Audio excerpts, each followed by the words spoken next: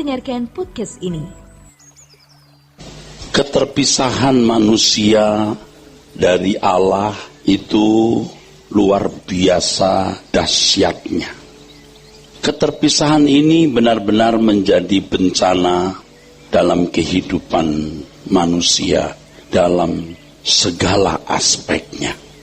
Sayangnya banyak orang hanya melihat fenomena dari akibat kejatuhan manusia itu pada hal-hal yang sebenarnya masih minor, bukan utama, tapi tetap merupakan hukuman. Bumi terhukum, bumi terkutuk, sehingga menumbuhkan onak dan duri. Seandainya manusia tidak jatuh dalam dosa, pasti tidak ada orang miskin, tidak ada orang yang berkekurangan, saudara. Tetapi karena manusia telah memberontak kepada Allah dan bumi terhukum, salah satu dampak akibatnya dan juga menjadi hukumannya adalah kemiskinan. Tetapi kemiskinan itu sebenarnya belum masalah besar, ya, sebab masih ada obatnya. Kemiskinan di dunia ini ada obatnya, uang. Orang miskin mendapat uang, digelontorkan uang kepadanya, selesai. Karena kejatuhan manusia dalam dosa, selain kemiskinan yang menonjol, saudaraku, sakit penyakit. Tetapi manusia ini hebat ya saudara. Dulu waktu epidemi kolera belum ditemukan obatnya, banyak manusia mati. Juga malaria dan berbagai penyakit. Tapi manusia bisa menemukan obatnya, selalu bisa menemukan. Tetapi ke belakang ini makin banyak penyakit yang makin sulit ditemukan obatnya. Tetapi sakit masih ada obatnya. Sakit masih ada obatnya. Ada satu yang paling mengerikan, saudara. Dari semua akibat manusia jatuh dalam dosa itu, saudara, ada satu yang paling mengerikan, kematian. Kalau hanya kematian fisik, ini tidak menjadi masalah. Tetapi masalahnya kalau kematian fisik ini tidak ditanggulangi dengan baik, ada kematian berikut. Maksud saya, selama kita hidup tidak menanggulangi hidup kita dengan baik, itu mengerikan. Di Wahyu pasal 20, Wahyu pasal 20 ayat yang ke-14. Lalu maut dan kerajaan maut itu dilemparkanlah ke dalam lautan api. Itulah kematian yang kedua, lautan api. Apa obatnya ini, saudara? Kita harus menemukan obatnya. Kalau kemiskinan, obatnya kekayaan, uang, terjawab. Kalau penyakit fisik, selalu saja ada obatnya. Apa obat terhadap kematian, saudara? Kita belum tentu miskin. Mungkin juga ada orang sampai mati tidak pernah miskin. Belum tentu kita juga sakit. Kalaupun kita sakit, sakitnya tidak parah, jadi tidak terlalu masalah. Dan belum tentu juga kita sakit. Tapi kalau mati, itu pasti. Dan kita harus menanggulanginya dengan serius. Jadi kalau sekarang kita hidup, ini ada kuburan, yang membahayakan itu bukan ini sini sebenarnya, tetapi setelah ini. Di situ ada kematian kedua. Kematian kedua di sini, saudara. Kecuali saudara tidak percaya. Kalau tidak percaya, ya jangan urusan lagi dengan Tuhan. Sebab Tuhan tidak mau berurusan dengan orang yang tidak mau berurusan soal ini. Jadi kalau saudara datang ke gereja hanya karena urusannya sakit, kemiskinan, tidak usah ke gereja. Tuhan nggak mau urusan dengan orang-orang seperti itu. Kecuali saudara hidup di zaman perjanjian lama, yang memang belum ada berita Injil. Atau seandainya saudara adalah bangsa Israel, umat pilihan Allah, Allah pun belum membawa mereka kepada persoalan ini. Tetapi mereka tetap dituntun oleh hukum Taurat. Dan mereka juga masih memiliki pengharapan kebangkitan dari antara orang mati. Tetapi kita umat perjanjian baru, atau kita yang hidup pada masa zaman anugerah, kita diperhadapkan kepada hal ini. Apa obatnya, saudaraku? Hanya satu obatnya, saudaraku, kehidupan di surga. Nggak ada obat lain. Jadi kesimpulannya, sebelum saya dalami, orang yang tidak memindahkan hatinya ke surga, dia tidak sungguh-sungguh mau mengobati sakit ini. Saudara kalau sakit fisik, saudara cari obat itu yang cespleng, ya enggak? Saudara tidak akan cari obat yang masih bersifat spekulatif. Ini bisa sembuh, bisa tidak. Jangan-jangan nggak sembuh tambah sakit, saudara nggak mau. Bahkan secara psikologi kadang-kadang obat makin mahal makin diyakini lebih menyembuhkan dari obat yang tidak mahal. Orang berani membayar mahal obat karena secara kejiwaan, secara psikologi meyakini bahwa makin mahal obat itu, makin mahal perawatan itu, makin besar kemungkinan potensi untuk sembuh. Saudara tidak mau spekulasi, mendengar pengalaman orang berobat di satu tempat tidak baik, dia cari tempat lain. Tidak baik di satu negara, dia cari negara lain. Karena mau kepastian. Itu untuk kesehatan fisik. Untuk ekonomi ya jangan tanya. Pasti saudara berusaha untuk punya uang kalau bisa sebanyak-banyaknya. Paling tidak cukup. Karena tidak mau spekulasi. Nah, untuk kekekalan ini, seberapa saudara punya usaha? Seberapa saudara sungguh-sungguh punya usaha? Kematian fisik pasti. Nah, ini di sini masalahnya, saudara. Maka Tuhan Yesus berkata, kamu jangan takut kepada apa yang dapat membunuh tubuh, tapi yang tidak berkuasa membunuh jiwa dan membuangnya ke dalam neraka. Takutilah ini. Pernyataan itu jelas memberikan kita petunjuk bahwa satu hal ini membuat kamu mesti gentar.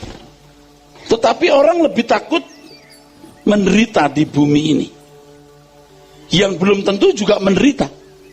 Sebab relatif. Gaji 3,5 juta, 5 juta, 15, 20, 30, 100 juta, 150, penghasilan 500 juta, 1 miliar, bisa relatif. Bisa relatif. Nanti kembali lagi kepada suasana jiwa. Rumah mau besar, tanah 2000 meter, bangunan 3500 meter, atau rumah tipe 21, masih relatif. Yang penting mata tertutup, tidur ngorok, tidak kehujanan, betul nggak? Relatif. Makan juga relatif. Tapi bodohnya manusia lebih mempersoalkan hal itu daripada mempersoalkan kematian kekal, kematian kedua. Nah, yang bisa menyelesaikan masalah ini Yesus, salib.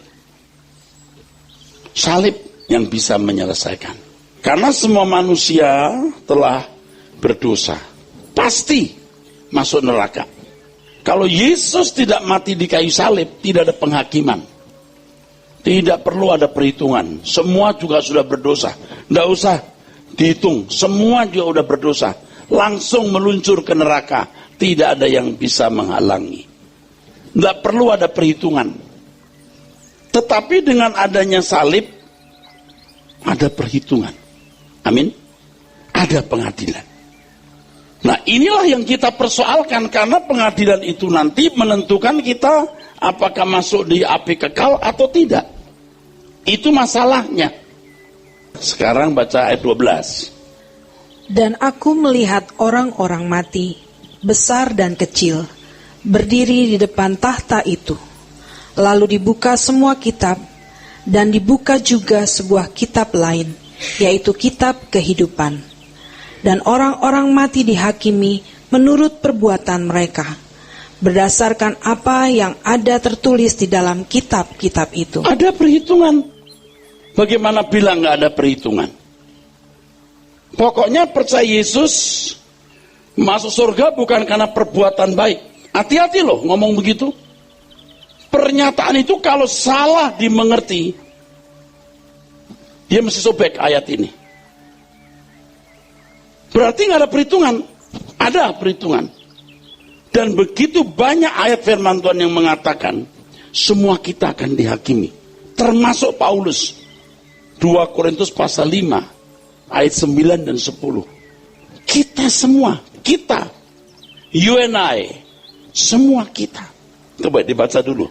Sebab itu juga kami berusaha, baik kami diam di dalam tubuh ini, maupun kami diam di luarnya, supaya kami berkenan kepadanya. Kalimat itu penting. Kalau miskin, obatnya apa tadi? Uang. Kalau sakit tubuh, obat, antibiotik dan lain-lain. Kalau ini, berkenan kepadanya. Saya tidak ngerti, banyak orang Kristen nggak ada perjuangan. Termasuk saya dulu. Betul-betul, kalau ada perjuangan pun, perjuangan yang tidak proporsional. Lebih berjuang untuk hal lain. Saudara harus bersih, betul ini. Bersih, betul loh. Saudara dan saya harus bersih, betul. Harus tidak terikat sama sekali dengan dunia. Saudara kalau tidak menurut apa yang saya katakan, terserah. Saudara menurut siapa? Bicara tentang perbuatan baik, saya nggak ngerti kenapa banyak gereja curiga seakan-akan kita mau selamat dengan perbuatan baik. Perbuatan baik tidak menyelamatkan. Jika Yesus tidak mati di kayu salib. Dengan kematian Yesus, dia menebus semua dosa manusia. Tetapi keadaan individu tidak ditebus. Kamu yang harus menebusnya. Kamu yang harus memperjuangkannya. Kalau orang tidak setuju hal ini, ya terserah. Silahkan, please deh. Terserah deh. Tetapi dengan ayat firman Tuhan ini jelas. Semua kita harus punya perasaan krisis. Kita harus takut, saudaraku. Gentar, saudaraku. Coba dibaca ulang. Seorang Paulus bicara begini. Sebab itu juga kami berusaha. Ia berusaha.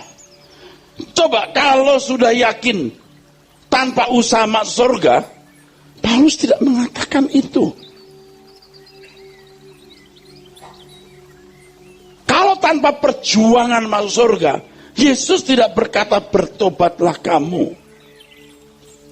Tidak akan dikemukakan kalimat aku tidak kenal kamu. Kamu yang tidak melakukan kehendak Allah. Saya itu mengajak saudara mulai saat ini, benar-benar keadaan kita sudah berkenan. Kalau ada salah dibereskan. Apa sih sulitnya? Ini salah Tuhan, aku minta ampun.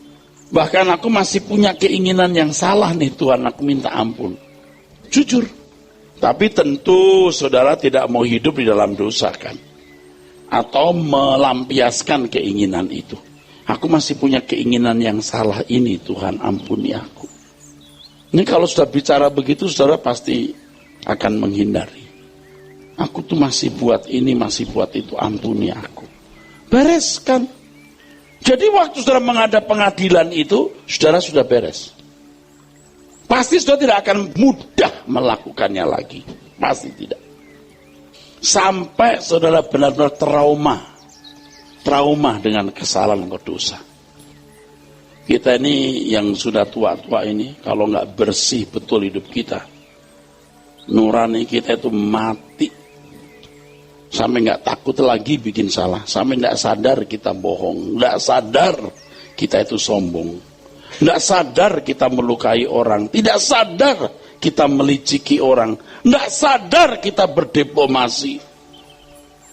Kami berusaha, baik kami diam dalam tubuh ini maupun di luarnya. Kalau orang meyakini begitu, ya yakini, udah, jangan banyak ngomong.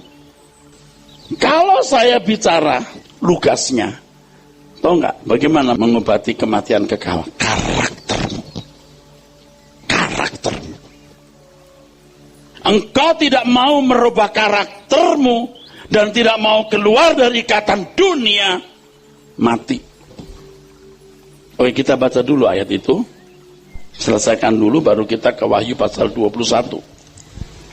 Sebab itu juga kami berusaha, baik kami diam di dalam tubuh ini maupun kami diam di luarnya, supaya kami berkenan kepadanya.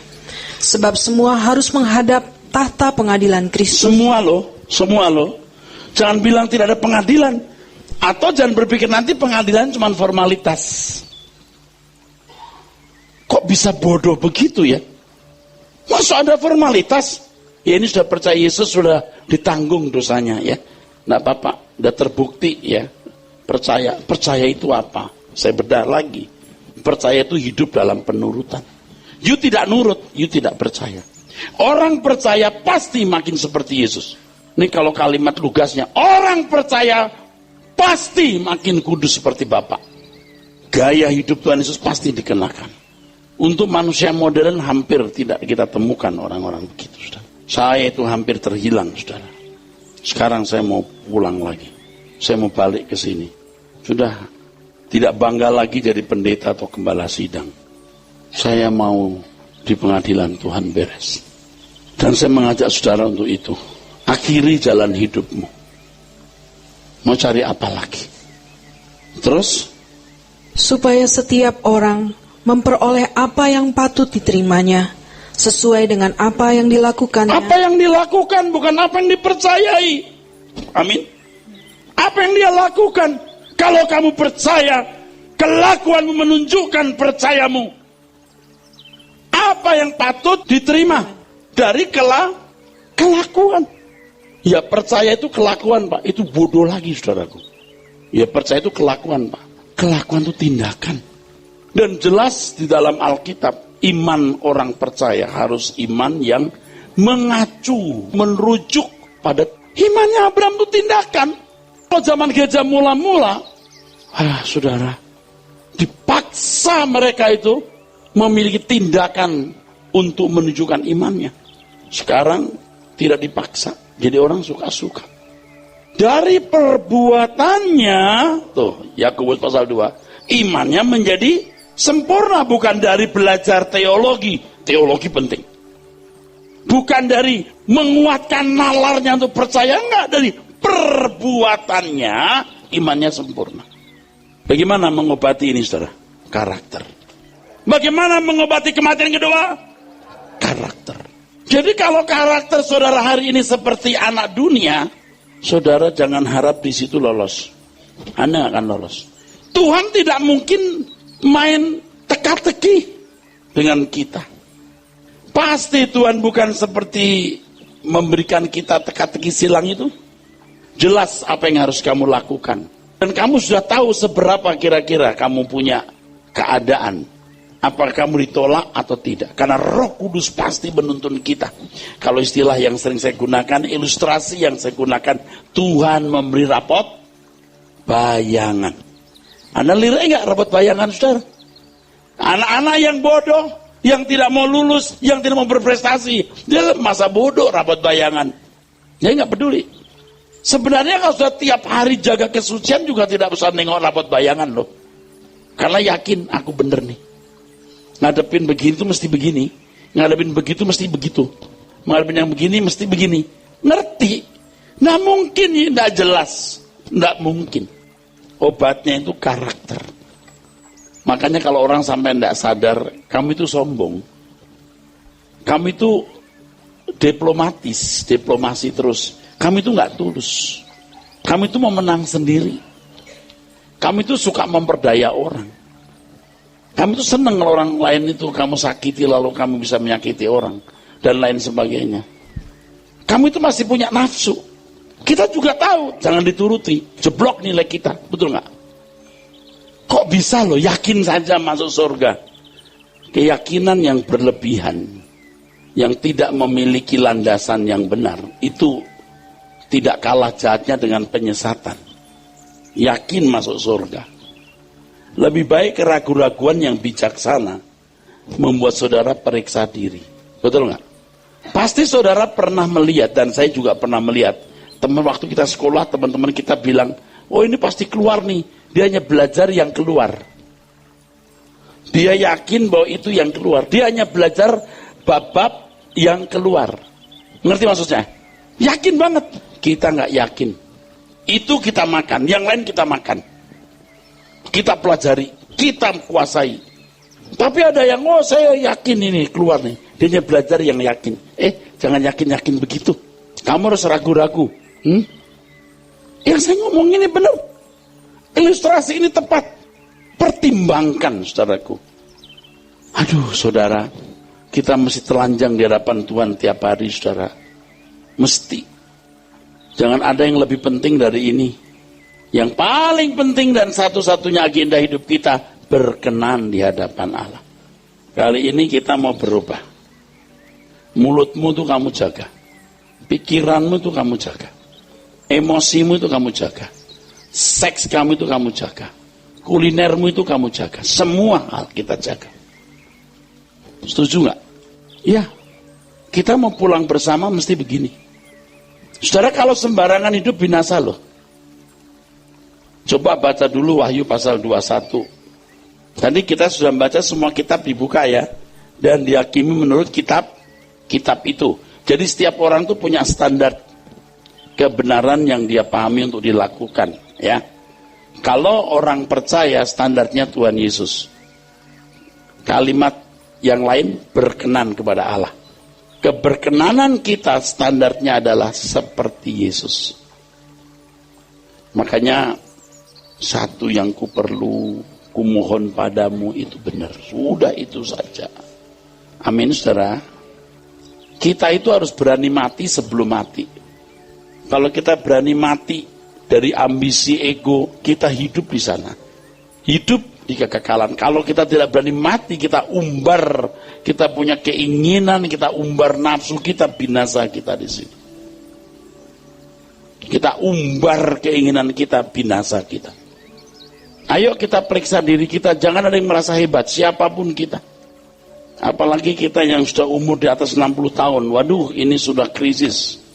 Jangan macam-macam deh. Udah deh, akhiri jalan hidupmu. Udah ke Gunung Kudus Tuhan saja. Ke Gunung Kudus Tuhan saja, naik ke sana. Ayo kita lihat ayat ini, baca yuk.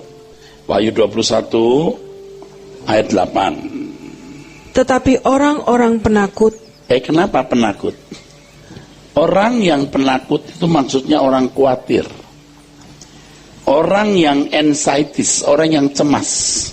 Orang seperti ini pasti mengorbankan Tuhan. Ini hukum. Orang yang mengandalkan Tuhan gak jadi takut. Karena tidak mengandalkan Tuhan, karena dianggap Tuhan tidak ada, pasti jadi tidak karu-karuan dia. Termasuk saya ini sudah pernah gak karu-karuan. Karena takut. Rusak, saudara. Rusak. Oke? Mengerti? Mesti ini dijelaskan ini. Penakut di sini. Wah, mesti dijelaskan ini. Takut miskin nyolong, takut kurang puas bikin dosa. Begitu.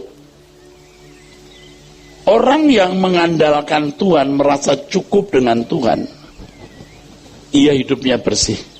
Dia baru bisa menyembah Allah dengan benar. Pasti mengagungkan dia. Ini yang tidak masuk surga, ini yang masuk neraka nih ya. Yang akan masuk ke lautan api. Lihat nih, penakut yang pertama. Aneh ya, kok ditaruh di urutan pertama ya? Iya. Ini kalau pakai bahasa Yunaninya ada perimenais, biotikais, anxieties of this world. Kecemasan dunia. Saya mengajak saudara tidak cemas. Amin? Nggak cemas. Saya tahu kok cemas itu gimana. Aduh, saudara dan saya ini sama, saudara. Tapi saya sudah melewati itu dan saya mau menang. Kan di ayat sebelumnya, barang siapa menang, ia akan memperoleh ayat sebelumnya itu. Bentar kita baca. Jangan khawatir. Jalani hidup saudara. Kita lewati. Yang penting bisa makan dari hari ke hari. Terus? Orang-orang yang tidak percaya. Tuh. Terus? Orang yang tidak percaya meragukan Tuhan. Wah, ini kalau dibedah bagus sekali nih. Ya? Oke, terus? Orang-orang keji. Keji, kejam. Keji. Oke, terus? Orang-orang pembunuh. Pembunuh itu bukan hanya menghabis nyawa orang, membenci orang juga pembunuh. Terus? Orang-orang sundal. Tahu dong orang-orang sundal, ya. Terus? Tukang-tukang sihir. Ya, yang suka masih main dukun. Terus? Penyembah-penyembah berhala. Nah, ini termasuk orang-orang yang mendewakan sesuatu. Terus? Dan semua pendusta. Nah, yang suka bohong. Masih suka bohong? Jangan bohong. Amin. Jujur. Biar miskin kita jujur. Saya mau bersih-bersih, saudara mau bersih-bersih. Amin. Ayo kita mau benar ya. Terus? Mereka akan mendapat bagian mereka. Bagian mereka, bukan bagian orang lain. Masing-masing punya bagian. Terus? Di dalam lautan yang menyala-nyala oleh api dan belerang. Inilah kematian yang kedua. Tuh. Saya bukan nakut-nakuti, ini Alkitab. Kita harus membuang semua dusta. Jujur saja kadang-kadang masih ada dusta. Jangan bilang tidak, masih ada. Jangan berdusta lagi. Dalam banyak hal. Nanti Roh Kudus akan pimpin saudara. Bagaimana memiliki kejujuran yang bersih, yang tulus, yang berkualitas. Roh Kudus akan tuntun saudara. Pertanyaan yang sering sukar dijawab adalah ini. Apakah sudah melakukan kehendak Bapa? Itu sukar. Saya tanya itu pada diri saya sendiri dan saya berusaha untuk menjawabnya.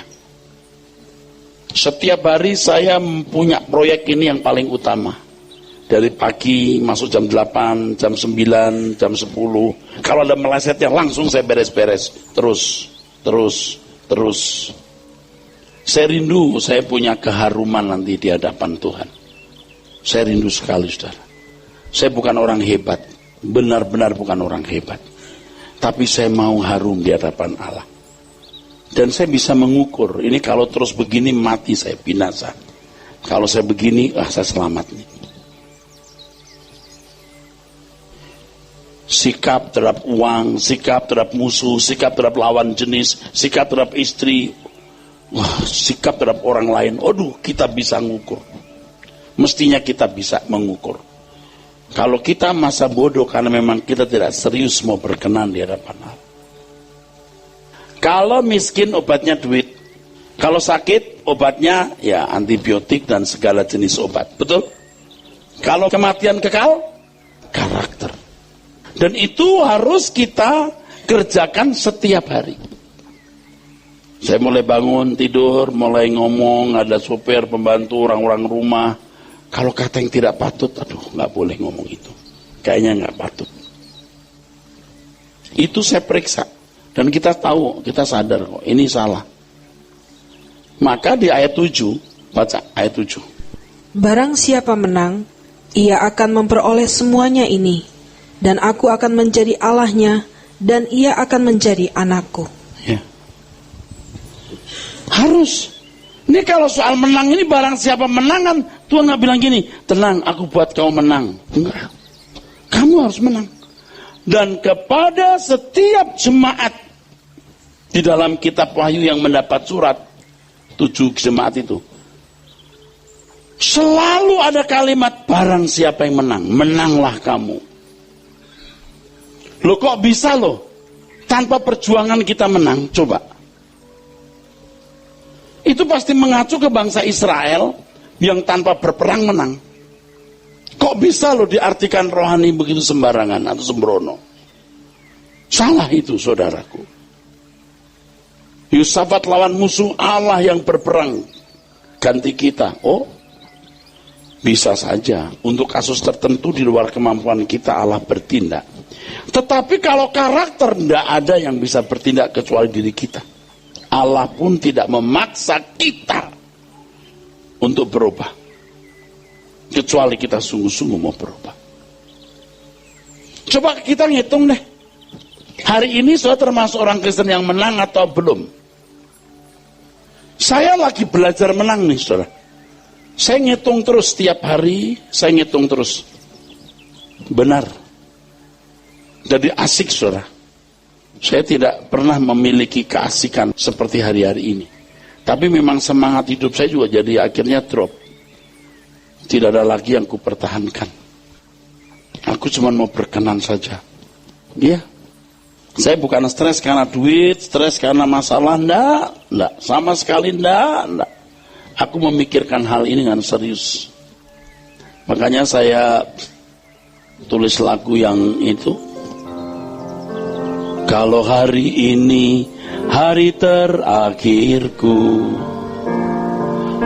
ku pulang ke rumah abadi Bapakku. Saya saja yang sudah kerja keras begini, ada kegentaran. Ada kegentaran. Apa ada bagian dalam hidupku yang masih ku pertahankan? Apa tugasku sudah selesai? Ada kegentaran. Kalau aku menghadap pengadilan Tuhan itu masih ada yang kececer enggak?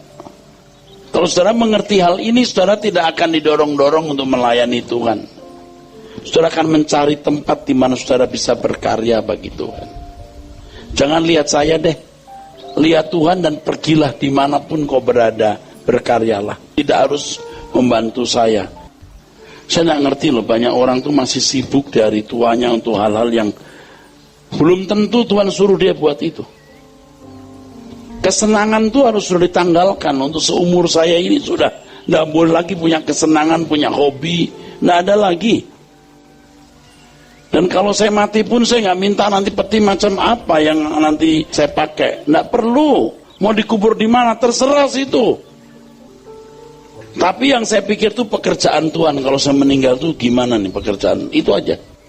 Bahkan keluarga saya pun juga sempat saya khawatirkan, tapi saya ditegur Tuhan, kenapa kamu khawatirkan anakmu? Nah itu saya minta ampun juga. Nggak boleh. Kalau hari ini hari terakhirku, mestinya hidup telah bersih di matamu. Pekerjaan Bapa harus ku tunaikan, sedia menghadap pengadilan Tuhan. Kalau bisa kita itu berlomba, saudara. Berlomba bagaimana kita mendapat tempat untuk mendukung pekerjaan Tuhan. Bukan di Rehoboth saja, di mana saja.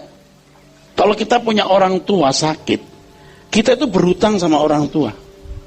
Kita bawa ke dokter, Koko, Cici, ada yang gak peduli masa bodoh, gua bawa. Saya gak punya duit, kredit card digesek. Soal nanti kamu mau bantu, silakan bantu. Enggak, gua tangani sendiri, saya hutang sama orang tuaku. Ada seorang ibu cerita, Koko saya tuh kaya Pak, tapi kalau mama sakit, dia tuh gak peduli. Oh bagus, kesempatan buat you balas kebaikan orang tua. Jangan kamu ratapi. Kalau kamu ratapi, kalau orang tuamu dengar, kalau saya jadi orang tua, marah saya. Misalnya, saya sakit, Stephen berantem sama Fanny, anak saya. Fanny, bantu papa dong. Kamu kok nggak keluar duit? Kok saya keluar duit? Saya bilang, Stephen, misalnya, tapi jangan terjadi itu. Kalau sampai kamu keluar duit, awas loh. Jangan kamu keluar duit. Kalau saya jadi orang tua tersinggung saya. Kok kamu berantem sama adikmu? Belum tentu adikmu punya duit. Kalaupun tidak punya, kesempatan kau balas kebaikan orang tua. Waktu kita menghadap pengadilan Tuhan itu bersih hidup kita Pak. Terus terang nih saya takut. Saya masih takut nih. Aku pengen bersih betul. Dan semua yang dipercayakan kepadaku, saya rindu telah saya tunaikan. Bapak Ibu ya, Saudara tuh lihat kekekalan harus sudah di depan mata. Surga itu sudah kebayang depan mata. Indah saudaraku. Paling tidak nggak seperti di bumi ini. Dan kita merindukan pulang ke sana. Amin.